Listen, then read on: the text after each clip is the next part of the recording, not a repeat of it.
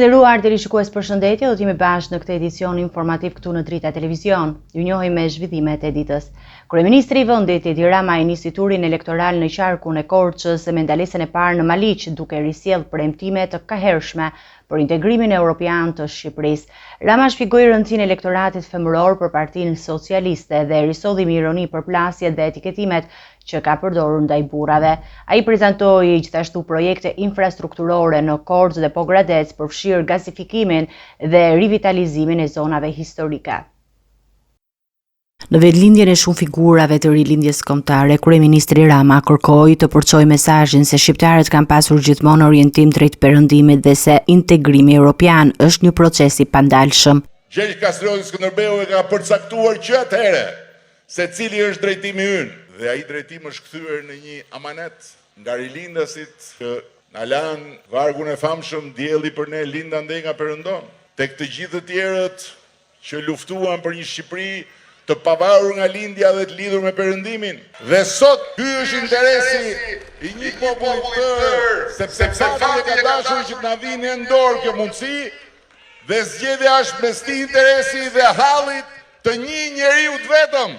Kryeministri shfrytëzoi këtë ndalesë edhe për të krahasuar vizionin politik të Partisë Socialiste me atë të opozitës, duke përdorur një gjuhë të ashpër dhe simbolike të njohur nga fjalori i tij elektoral. Do bëj një zgjedhje shumë të qartë në Shqipërinë në BE që do të thotë 300 milion euro në vit vetëm për bujqësinë, apo me bufin në kënet, asgjë më shumë, asgjë më pak, po mbrapsh tek ajo grop e cila 2 herë bufi e zhyti Shqipërinë, 2 herë Partia Socialiste e nxori Shqipërinë. I ndalur edhe te kritikat për gjuhën ndaj burrave, Rama u përpoq të shpjegojë ironinë e përdorur, duke theksuar peshën që ka elektorati femëror në mbështetjen e PS-s. Po kur thon Edi Rama ofendon burrat se i quan qyryt. Jo, prit e them unë, po prit. Po. Unë them kështu, Partia Socialiste nuk mundet dot. Është e kot. Pse? Sepse Partinë Socialiste mbështesin 56% e gravet e vajzave të Shqipërisë. Ndërkohë që te burrat jemi më ngushtë në diferencë me kënetën. Pse? Se gjysma e burrave nuk janë mirë. Nuk janë mirë. Gjysma janë gjysmën e trurit e kanë me ujë. E ujë kënete. Përveç angazhimit politik, kryeministri prezantoi edhe projektin e gazifikimit të qytetit Korçës, një ndër investimet që synon përmirësimin e jetesës urbane dhe efikasitetin energjetik. Ndërkohë, në Pogradec inspektoi punimet për restaurimin dhe rivitalizimin e lagjes historike, duke theksuar rëndësinë e trashëgimisë kulturore dhe turizmit lokal si faktor zhvillimi ekonomik.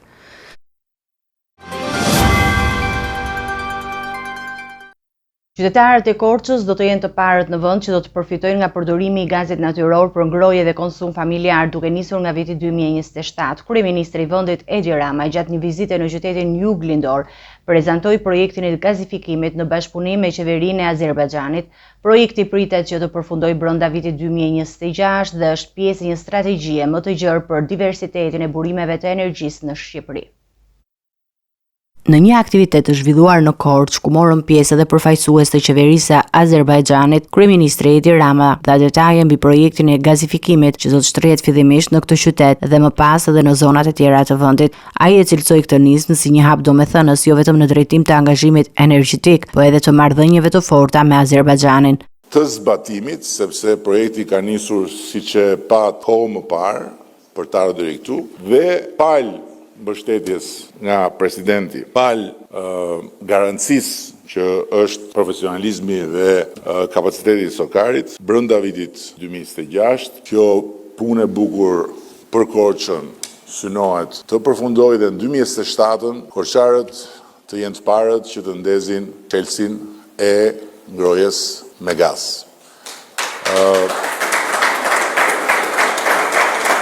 Ai shtoi se ky investim është i lidhur me shtrirjen e mëtejshme të gasjellësit TAP, si dhe me projektin strategjik Ioniano Adriatic, që synon të rrisë integrimin energjetik rajonal. Në vim të fjalës së tij, kryeministri paralajmëroi investime të tjera të rëndësishme në fushën e energjisë, duke përmendur një projekt prej 1.8 miliard eurosh për zgjerimin dhe kapacitetet në hidrocentralit të Devollit dhe krijimin e një sistemi të riprodhimit të ujit për prodhim më të madh energjie. I Statkraftit, një kolos tjetër europian, i cili do të investojë 1.8 miliard euro për të zgjeruar kapacitetet e Devollit, e hidrocentralit dhe për të krijuar një sistem ripërdorimi të ujit në funksion të rritjes kapacitetit. Janë burime të reja, janë fuqi e shtuar për sektorin energjetik dhe për ekonominë tonë. Sipas tij, objektivi afatmesëm është që Shqipëria të bëhet energjetikisht e pavarur deri në vitin 2028, ndërsa në vitin 2030 të jetë një eksportues neto i energjisë. Nga Dibra, lideri i opozitës Sali Berisha premtoi transformim rrënjësor të infrastrukturës në të gjithë qarkun, duke përjashtuar kategorikisht ndërtimin e hidrocentralit të Skavicës. Në një takim me mbështetësit, ai shpalosi angazhimin e koalicionit për ndryshim, duke vënë theksi në investimet në rrugë, ujësjellës dhe kanalizime. Gjatë fjalës së tij, Berisha u ndal edhe tek akuzat ndaj kryeministrit Edi Rama, për cilën tha se kishte fyer dinjitetin e Dibramve. I ndalur këtë të shtunë në qytetin e Peshkupis, kryetari i Partisë Demokratike Sali Berisha ju drejtuai qytetarëve të Dibrës me premtime për zhvillimin të plot infrastrukturor dhe ndalimin e projekteve të cilësuara nga ai si të dëmshme për zonën. Në rrugë, në ujësjellsa, kanalizime, Dibra, Mati dhe Bulqiza do të kenë infrastrukturën më moderne.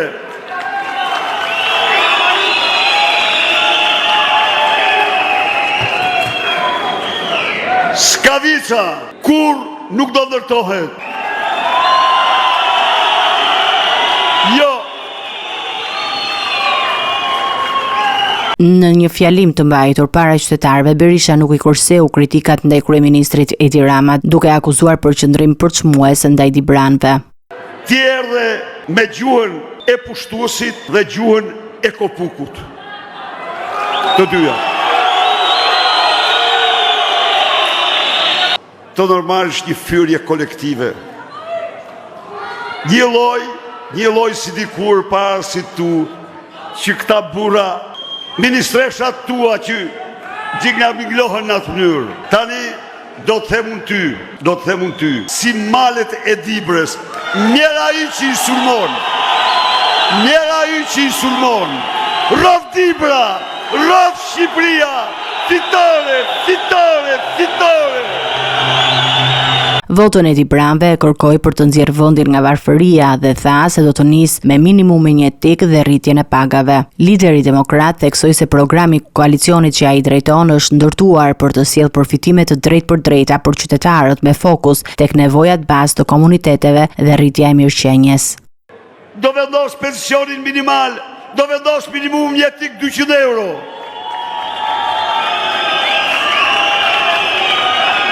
Shqiptar, për çdo pensionist që ka pensionin në 200 euro, për çdo të papunë, për çdo një ndim ekonomike, për çdo student, për çdo jetim.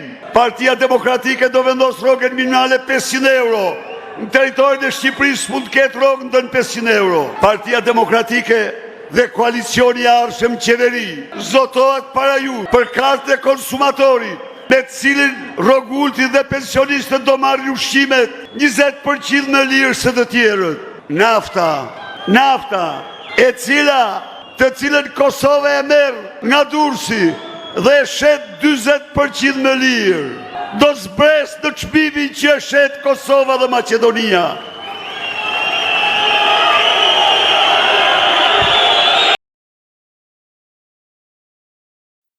Partia Demokratike ka shprehur shqetësime të thella lidhur me dërgimin e materialeve zgjedhore për shqiptarët jashtë vendit, duke nënvizuar mungesën e komunikimit dhe korrektësisë gjatë dorëzimit të zarfeve.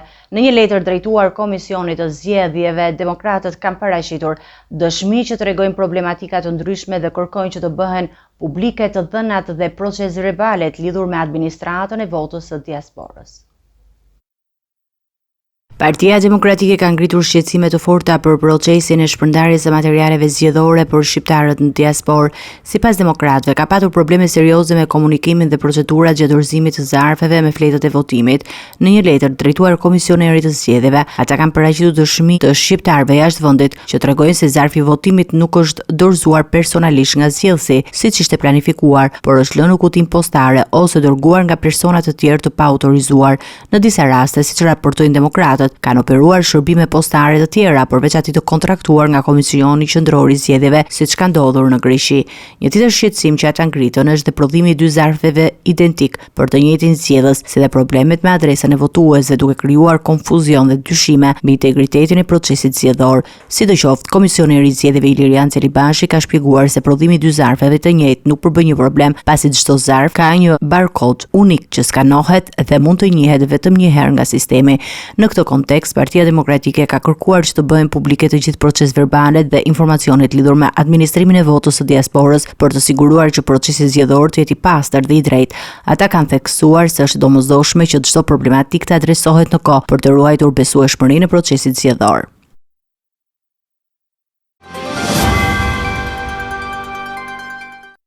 Do të ecim me të tjera informacione.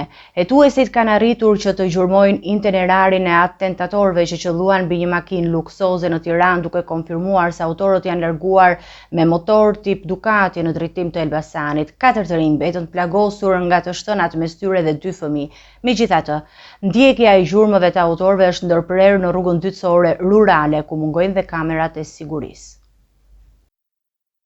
Të shtënat e mbrëmjes së të njëjtës në Unazën e Madhe të Tiranës kanë lënë pas 4 plagosur dhe shumë pikpyetje për autorët e atentatit. Në pamjet e siguruara nga kamerat e sigurisë, hetuesit kanë mundur të ndjekin një motor sportiv tip Ducati nga vendngjarja deri në autostradë që të çon në Elbasan.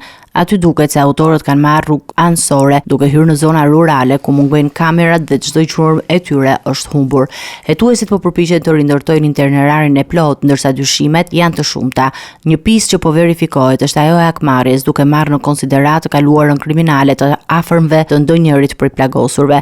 Një tjetër pistë sugjeron se shënjestra e vërtet mund të ketë qenë një tjetër individ i përfshirë në botën e krimit që ndodhi në të njëjtin segment rrugor në ato kohë. Po hetohet edhe një lidhje mundshme me ekzekutimin e babait të Rohan Brahimit në Lezhë, ndonse asnjë provë konkrete nuk e lidh drejt për drejt këtë atentat me ngjarjen e mëparshme. Për momentin, grupi hetimor po punon me lista personash të përfshirë në aktivitetin kriminal në zonën e kombinatit dhe Unazës së Madhe, duke analizuar pozicionin e tyre në kohën e atentatit, jo vetëm si të mundshëm, por edhe si të dyshuar për porositje apo pjesëmarrje në ngjarje.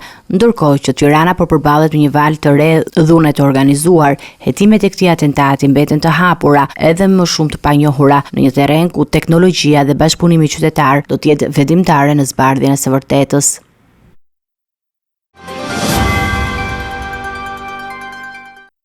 Tre doganjerë të pikës kufitare të Kapshticës po përballen me drejtësinë për shpërdorim të tyre pasi dyshohet se kanë lejuar hyrje në territorin shqiptar të një kamioni me madhra ushqimor pa ndjekur procedurat përkatëse doganore. Ngarkesa dyshohet të jetë shoqëruar me dokumentacion të falsifikuar. Përveç tyre, në hetim janë vënë edhe zyrtar të lartë të Drejtorisë së Përgjithshme të Doganave në Tiranë. Tre doganjerë të pikës kufitare të Kapshticës po përballen me drejtësinë për shpërdorim të tyre, pasi dyshohet se kanë lejuar hyrje në territorin shqiptar të një kamioni me madhra ushqimore pa ndjekur procedurat përkatëse doganore. Ngjarja daton me 15 prill, kur një kamion që transportonte madhra ushqimore kaloi pikën kufitare të Kapshticës pa u nënshtruar procedurave të plota të kontrollit dhe pa përmbushur detyrimet ligjore për dokumentacionin doganor. Sipas dyshimeve të ngritura nga hetimet, dokumentet që shoqëronin ngarkesën të jenë të falsifikuara, çka ka ngritur pikpyetje serioze mbi rolin dhe përgjegjësitë e zyrtarëve të përfshirë. Në pranga apo në hetim janë vendosur punonjës të kësaj pike doganore, Vafsi Toska, Rion Goshdari dhe Angela Elezi, të cilët akuzohen se kanë lejuar në mënyrë të qëllimshme kalimin e ngarkesës pa kryer verifikimet ligjore të domosdoshme. Ato akuzohen për veprën penale të shpërdorimit të detyrës.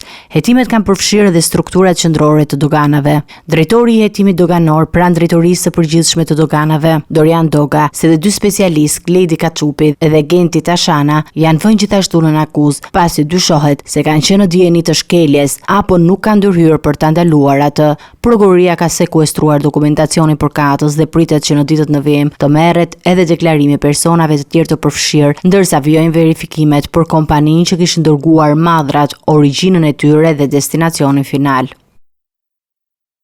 Policia e Gjirokastrës ka vënë pranga 2 burra që akuzohen për shfrytëzim për prostitucion të një vajze 26 vjeçare. Hetimet tregojnë se të rinjt i kanë rekrutuar viktimën nga Berati dhe e kanë shfrytzuar në disa qytete të vendit. Në cilësinë e provës materiale janë sekuestruar paratë dhe aparate celulare. 2 persona janë arrestuar nga policia në Gjirokastër në ndyshimin se shfrytëzonin një të re për qëllime prostitucioni. Roberto Leka dhe Kristo Duraku, të dy nga fshati Grabiani Divjakës, u ndaluan gjatë një operacioni policor të koduar last night pas hetimeve të zhvilluara nga strukturat e inteligjencës. Sipas burimeve, ata kishin rekrutuar një 26 vjeçare nga Berati dhe e kishin detyruar të ofronte shërbime seksuale në qytete të ndryshme me qëllim përfitimi financiar. Po ashtu, janë proceduar penalisht dhe 2 persona të tjerë, një 40 vjeçar nga Tropoja dhe një 36 vjeçar nga Libofshi i Fierit, të cilët dyshohet se kishin dieni për aktivitetin kriminal, por nuk e kishin denoncuar në organet përkatëse. Gjatë kontrollit janë sekuestruar një shumë parash të përfituara nga veprimtaria e palishme dhe 6 telefona celular që dyshohet se janë përdorur për organizimin e takimeve. Policia ka theksuar se hetimet vijojnë për të zbuluar nëse ka persona të tjerë të përfshirë në këtë rrjet shfrytëzimi. Ecime të tjera informacione do të kalojmë në zhvillimet nga rajoni. Pas 2 seancave të dështuara, Kuvendi i ri i Kosovës i dal nga zgjedhjet e 9 shkurtit arriti të konstituohej këtë të shtunë. Deputetët përfunduan procedurat e verifikimit të mandateve dhe bën betimin në seancën plenare, por tentativa për zgjedhjen e kryetares së Kuvendit nuk pati sukses. Në një seancë që zgjati disa orë, Kuvendi i Kosovës arriti më në fund të hidhej në funksion. Pas zgjedhjeve të mbajtura me 9 shkurt, deputetët votuan me unanimitet raportin e Komisionit të Verifikimit të Mandateve dhe konfirmuan kuorumin për nisjen e punimeve. Pas kësaj faze proceduriale, deputetët dhanë betimin duke hapur rrugën për hapat e tjerë institucional. Mirëpo sfida e parë politike e Kuvendit të ri, zgjedhja e kryetares, nuk kaloi me sukses. Albuena Hexhiu, e propozuar nga lëvizja vetëvendosje, nuk arriti të sigurojë shumicën e thjeshtë për 61 votash që kërkohen për postin e parë të Kuvendit. Kandidatura e saj mori vetëm 57 vota pro, 20 kundër, ndërsa deputetët e nismës abstenuan. Për më tepër, partitë opozitare PDK, LDK dhe AAK bojkotuan votimin duke mos marrë pjesë fare në këtë proces. Sipas opozitës, ky rezultat është treguesi i qartë se Albin Kurti dhe vetvendosja nuk kanë mbështetjen mjaftueshme për të formuar qeverinë. Ata shprehin qëndrimet e tyre përmes bojkotit dhe refuzimit për të dhënë dorëheqjen e nevojshme nga anëtarët e kabinetit aktual, siç kërkohej për të çuar përpara procedurat ligjore. Në mungesë të një vendimi për kryetarin e Kuvendit, drejtuesi i seancës Avni Dehari vendosi ta ndërpresë mbledhjen përkohësisht, ndërsa pritet të shqyrtohen hapat e mëtejshëm për ta çuar procesin përpara dhe gjithashtu për formimin e institucioneve të reja.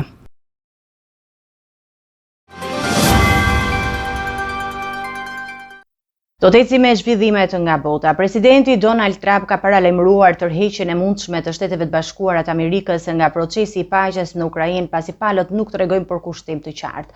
Ai deklaroi se nuk do të tolerojë pengesa të panevojshme me negociata, duke bërë përgjegjës si Moskën, ashtu edhe Kievin për ngecjen aktuale. Megjithatë, Trump theksoi se ende sheh një mundësi për zgjidhje dhe nuk dëshiron të hiqë dorë nga përpjekjet për paqe.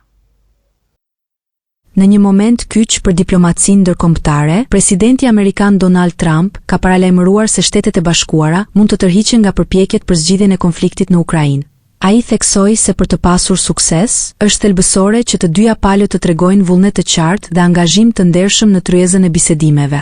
Nëse dikush e bën të pamundur, do të ndalemi. S'do të vazhdojmë të flasim me mure, u shpreh Trump, duke ju referuar edhe komenteve të sekretarit të shtetit Marco Rubio. Trump refuzoi ta quante Rusinë si pengesë të vetme, duke fajsuar të dyja palët për ngecjen e armëpushimit. Ai gjithashtu e cilësoi luftën si pasojë të politikave të administratës së mëparshme dhe shprehu bindjen se ende ekziston një shans real për paqe. Ndërkohë, SBA dhe Ukraina kanë hedhur një hap të parë drejt një bashkëpunimi më të gjerë ekonomik, përmes një memorandumi të përbashkët mbi investimet në sektorin energjetik dhe mineralet e Ukrainës.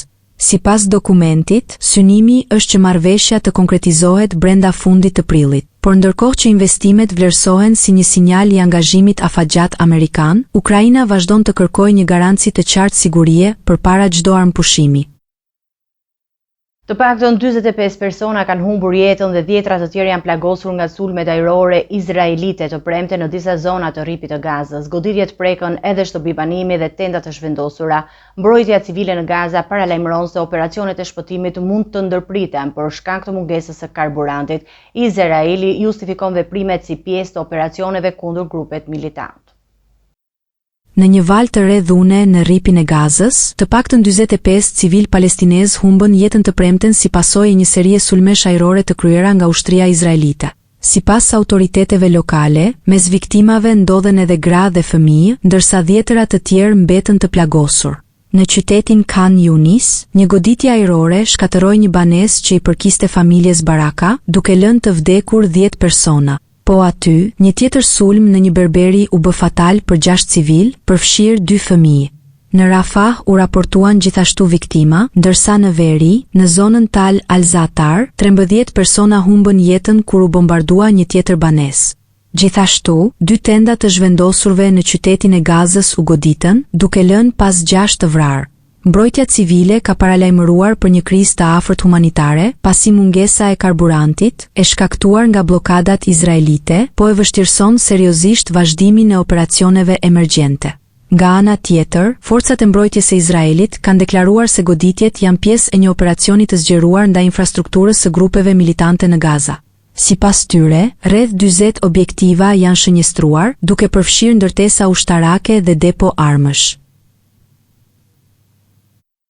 Sekretari i përgjithshëm i Hezbollahut ka kërcënuar me veprime të menjëhershme nëse Izraeli vazhdon sulmet ndaj Libanit. Ai thekson se grupi nuk i friksohet përplasjes dhe do të përgjigjet në kohën e duhur.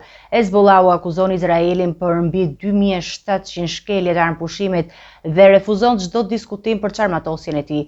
Prania ushtarake izraelite në zonat kufitare vazhdon të tensionojë situatën.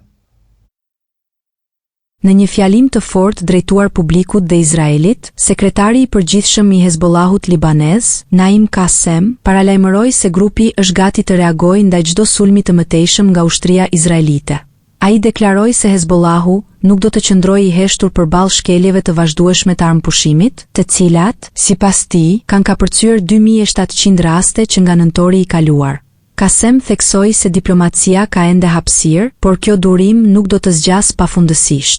Ne kemi opsione të shumta dhe nuk na tremb asnjë përballje, deklaroi ai, duke shtuar se përgjigjja do të vijë në momentin që Hezbollahu e konsideron të përshtatshëm.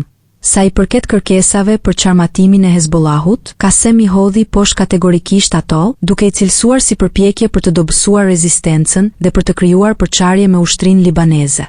Ai theksoi se askush nuk do të lejohet të çarmatos grupin dhe se kjo ide duhet të largohet përfundimisht nga diskutimet politike. Ndërkohë, autoritetet libaneze raportojnë se Izraeli vazhdon të shkelë marrëveshjen e armëpushimit, duke mbajtur trupa në 5 pika kufitare, pavarësisht afateve të përcaktuara për tërheqje.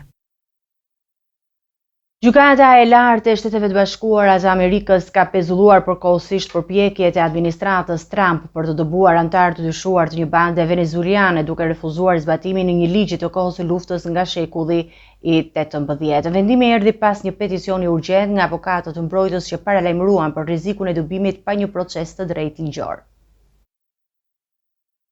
Në një zhvillim që ka trazuar debatin mbi të drejtat kushtetuese dhe pushtetin ekzekutiv, Gjykata e lartë e Shteteve të Bashkuara ka vendosur të ndalojë përkohësisht dëbimet e dhjetëra venezuelianëve të dyshuar si pjesë e bandës Trinidad.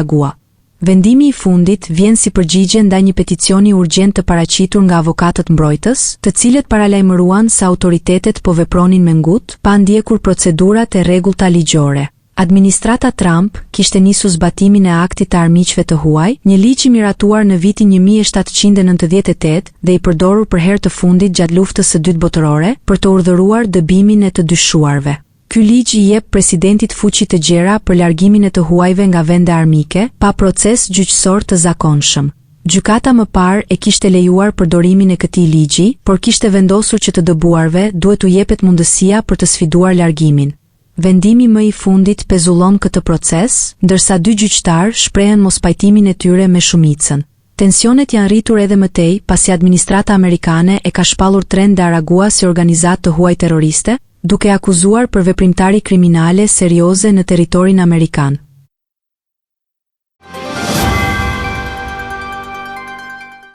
Ecime të tjera informacione. Në qytetin e Kavajës, arti u kthye në një urë mes kujtesës dhe ndjenjës. Në hodhën e Pallatit të Kulturës, Mustafa Karantja u çel një ekspozitë e veçantë në derë të artistes Inxhiriana Roli, një emër i dashur për artëdashësit Kavajas dhe më gjërë. Me mbi 100 punime, tablo në vaj, vizatime, ilustrime dhe grafika sollën në jetë ëndrat, emocionet dhe historitë e një jete të tërë. Kjo ekspozitë, më shumë se një prezantim artistik, ishte një omazh i ndjerë që preku zemrat e të pranishmëve dhe dëshmoi se arti kur vjen nga shpirti mbetet i pavdekshëm. Në hodhën e Pallatit të Kulturës Mustafa Karantja, në qytetin e Kavajës u çel një ekspozitë që mban në vetvete jo vetëm vlera artistike, por edhe një ndjesi të thellë emocionale. Klubi artistik Harmonium organizoi këtë aktivitet në ndër të piktores dhe ilustratores së njohur Inxhiriana Roli, e cila fatkeqësisht u nda nga jeta pak muaj më parë. Ekspozita përmbante mbi 100 punime të realizuara me një përkushtim të admirueshëm, që nga tablo në vaj, grafik, portrete, tusk në laps, vizatime të detajuara deri tek ilustrime librash për të gjitha moshat. Kjo ekspozitë shënoi një omazh të denjë për një artiste që ndonse pa një arsim zyrtar në fushën e artit, diti të krijojë një botë të sajën përmes brushës dhe lapsit. Të pranishëm ishin artëdashës të shumë nga Kavaja dhe qytetet të tjera të vendit, piktorë të njohur, shkrimtar, botues librash, por edhe miq të afërt të autores, të cilët ndanë vlerësimet dhe emocionet e tyre përmes fjalëve dhe pranisë të tyre në këtë ngjarje. Ajo që u vure në mënyrë të veçantë nga artistët pjesëmarrës ishte se çdo pikturë e Inxhirianës ngjan si një histori në vete, një ëndër e shndruar në forma, ngjyrë dhe emocion. Ky mendim u artikulua edhe nga piktori dhe grafisti i njohur Musa Eshari, i cili në një intervistë për Drita Televizion theksoi lidhjen e pasgjithshme mes karakterit dhe artit të autores. Sipas tij, ajo që na ka lënë Inxhiriana nuk është thjesht art, por një pjesë e shpirtit të saj, ishte e sinqert, e ndjeshme dhe kjo pasqyrohet në çdo penelat të saj. Kjo është një veçanësi e Inxhirianës, e cila ka filluar që me vizatime me laps, edhe ato vizatime janë me i pasot, ti shohësh sot janë sikur i ka pavarësisht nga mungesa e shkollës, ai e ka të i kaluar te nivelin e shkollës. Edhe ka arrit në këtë nivel duke filluar nga vizatime me tonalitete tepër profesionale, të arrit në kalime graduale tonale, edhe deri në duke kalu edhe në vizatime grafike me linjë, një linjë që është tepër sentimentale, tepër ëmbël, e butë, pa kënde forta, duke kalu pastaj edhe në grafika një çik më profesionale. Edhe piktori Muhamed Malilaj e përshkroi veprën e saj si një pasqyrim të ëndrave personale që Inxhiriana kishte përmes artit. Ai shprehej se çdo pikturë e saj është si një dritare, nga ku shohim ëndrat e saj, jetën e saj të brendshme. Inxhiriana ka një karakteristikë të veçantë, nga vetë natyra e Inxhirianës është shumë e ndjeshme, shumë sensibile. Dhe duke qenë e tillë si karakter, pasqyrohet në veprat e Inxhirianës, si në grafikat, ashtu në bardhëzit, ashtu edhe në pikturë. Një moment i përprekës ishte fjalimi i vajzës së saj, Derisita Roli, e cila rrëfeu se kjo ekspozitë e kishte ndihmuar të mbushte sadopak boshllëkun e lënë nga mungesa e nënës së saj. Ajo tha se kjo ekspozitë më dha ndjensinë sikur mamaja ishte ende këtu, përmes pikturave ajo vazhdonte na flas. Nuk shoh ndryshim edhe mungesën asaj këtë radhë, sepse e di që është prezente shpirtërisht, e di që miqtë e artit janë të pranishëm sot dhe kudo që të ndodhet në univers, ajo është e gëzuar. Ndërsa shkrimtari Nazmi Roli, njëherëzi bashkëshorti i autores, ndau me të pranishmit ndjesinë e thellë që e shoqëronte teksa hapi këtë ekspozitë. Edhe pse shumë njerëz donin të blinin pikturat, ai tha se ndjeja sikur po ndahesha nga një pjesë e shpirtit të saj. Ai kujtoi fjalët e bashkëshortes së tij, e cila i kishte thënë se të dhurosh artin është njësoj si të dhurosh veten. Inxhiriana thotë, nuk duhet të shesh as i pikturë. Është sikur të humbash një fëmijë, nuk duhet të shesh. Punimet e Inxhiriana Rolit përfshin stile nga realizimet e surrealizmit, ekspresionizmit, e deri tek një elegancë e veçantë vizatimore që i japin identitet të qartë dhe origjinal veprës së saj. Përmes një rrugtimi artistik të pavarur, ajo ka arritur të lërë një gjurmë të paharrueshme në artin pamor shqiptar, duke theksuar se kjo nuk ishte ekspozita e saj e parë. Rreth 25 vite më parë, Inxhiriana ka hapur ekspozitën e saj të parë, ndërsa në këtë ngjarje u prezantuan dhe 35 libra të autorëve të ndryshëm, për të cilët ajo kishte realizuar ilustrime dhe kopertina, nga librat për fëmijë deri në poezi, tregime dhe romane. Gjua e saj vizuale ka mbështetur fjalën e shkruar në mënyrë unike dhe të fuqishme. Së fundmi, në një botim të fundit janë përmbledhur mbi 250 piktura të saj, një testament i vërtet i pasionit për kushtimit dhe shpirtit krijues të një artisteje që do të mbetet e paharruar për komunitetin artistik dhe më gjerë.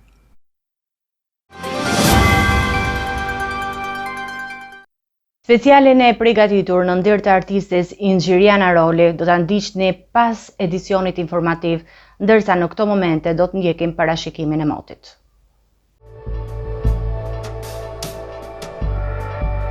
Territori shqiptar për datën 20 prill do të ndikohet nga kushte atmosferike të qëndrueshme, me alternime kthjellimesh dhe vranësirash, si dhe ndonjë rreshje lokale në veri dhe zonat malore në orët e pasdites. Në përgjithësi, moti do të jetë i ngrohtë dhe pranveror në pjesën më të madhe të vendit.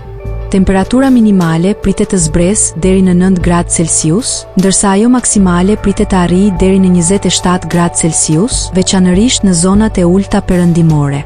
Era do të fryjë lehtë deri mesatare nga drejtimi jugperëndimor me shpejtësi 6 deri në 12 metër për sekond, ndërsa përgjatë Bregdetit, her pas here, mund të arrijë deri në 14 metër për sekond. Deti parashikohet me dallgëzim të lehtë deri në 3 ballë. Temperaturat minimale dhe maksimale për disa nga qytetet kryesore të Shqipërisë do të jenë si më poshtë: Shkodër 10 deri në 25 gradë Celsius, Kukës 9 deri në 23 gradë, Peshkopi 8 deri në 21 gradë Celsius, Tiranë 11 deri në 26 gradë, Durrës 12 deri në 25 gradë, Kavaj 12 deri në 25 gradë, Elbasan 10 deri në 26 gradë Celsius, Berat 10 deri në 26 gradë, Korç 7 deri në 20 gradë, Vlorë 13 deri në 24 gradë Celsius, Gjirokastër 12 deri në 25 gradë, Sarand 13 deri në 24 gradë Celsius. Territori i Kosovës për datën 20 prill do të karakterizohet nga mot me kthjellime dhe vranësira, me mundësi për rreshje të izoluara pasditeve, kryesisht në jug të vendit dhe në zonat kodrinore. Temperatura minimale do të zbresë deri në 7 gradë Celsius, ndërsa ajo maksimale do të arrijë deri në 23 gradë Celsius. Era do të fryjë lehtë deri mesatare nga drejtimi juglindor me shpejtësi 5 deri në 10 metër për sekond, me intensifikime të përkohshme në terrenet e hapura. Temperaturat minimale dhe maksimale për disa nga qytetet kryesore të Kosovës do të jenë si më poshtë: Mitrovica 8 deri në 22 gradë Celsius, Podujev 8 deri në 21 gradë, Skënderaj 8 deri në 21 gradë Celsius, Pej 9 deri në 23 gradë, Prishtinë 8 deri në 23 gradë Celsius, Gjakov 9 deri në 22 gradë,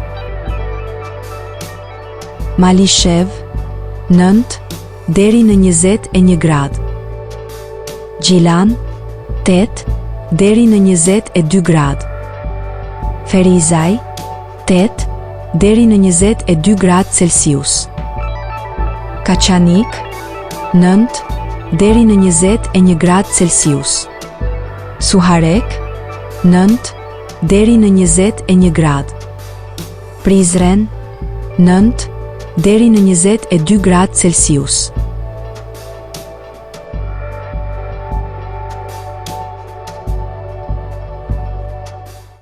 Të nderuar televizionistë, ishte gjithçka e përgatitur në këtë edicion informativ. Ju faleminderit për vëmendjen tuaj. Bashkë miru takofshim në edicione të tjera.